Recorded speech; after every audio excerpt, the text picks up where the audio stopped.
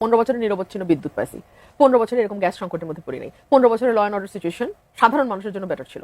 এই দেশের মানুষ প্রতি মুহূর্তে এখন তুলনা করবে 2008 থেকে 24 কেমন ছিল আর 26-এর ফেব্রুয়ারি থেকে অনওয়ার্ডস কেমন আছে।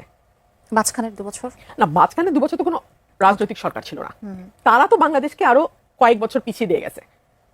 মব ভায়োলেন্স, উগ্রপন্থার উত্থান এক্সেট্রা এক্সেট্রা, ওগুলো বাদ দিলাম। আমি দুটো পলিটিক্যাল গভর্নমেন্টের তুলনা করি।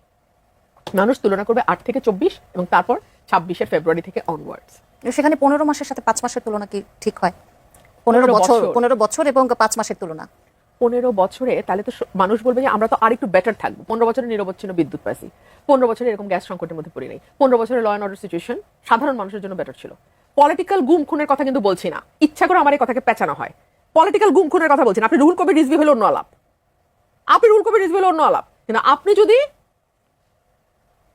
কুদ্দুস হন, সেলিম হন, রহিম হন, করিম হন, তাহলে আপনার জীবনে 100 দিনে 605টা খুন, ইট ম্যাটার্স। আপনার জীবনে 2500-এর উপর 100 দিনে ছিনতাই, চুরি, ইট ম্যাটার্স। 3000-এর উপরে রেপ বা নারীর উপর অপারেশন, ইট ম্যাটার্স। ঠিক আছে?